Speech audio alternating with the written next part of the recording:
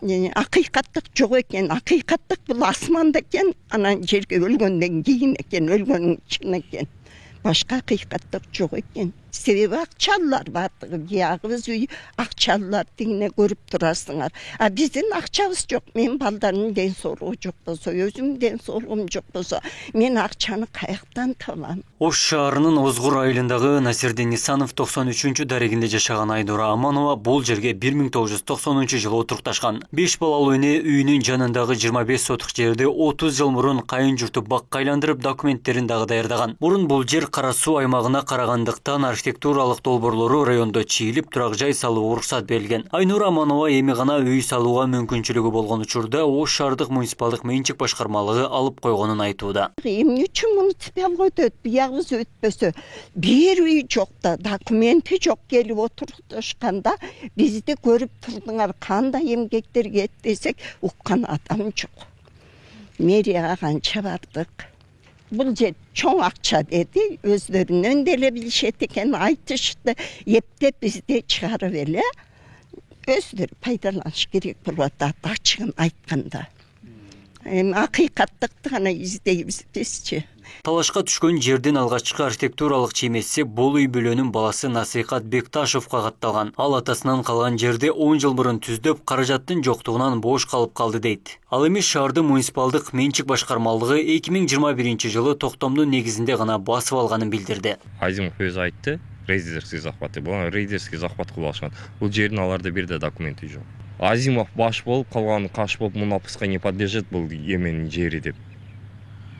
Мамлекеттин жери деп. Анда биз эмне мамлекетибиз мен Марстан келген адаммын ба? Кыргыз Республикасынын жаранымын го. Эмне менин укугумду корголбойт? Талашка түшкөн жердин документи күйүп кеткен. 30 жылдан бери жерге элик кылган үй бүлө жер мунапысындагы мыйзам менен документтештирүүгө аракет кылганы менен шаар бийлиги кабыл алган эмес. Анткени аны тийиштүү комиссия карап чыгуу талабын айтышкан. Территория барды Озгур эменики карайт. Озгур эки бөлөт. Жогору жагы Кара суу район, бияғы шаарга караган жери Жапалак айыл өкмөтүнө карайт. Негедир Азимов айтат, бул Курманжандатка карайт дейт. Жапалак айыл өкмөтүнө караган жердин бир кичинекей бөлүгү кантип эле Курманжандатка карап калат. Бул мыйзамдуу.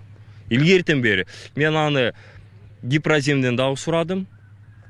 Бул Кеңеш айыл өкмөтүнүкү деди, Жапалак айыл өкмөтүнүкү.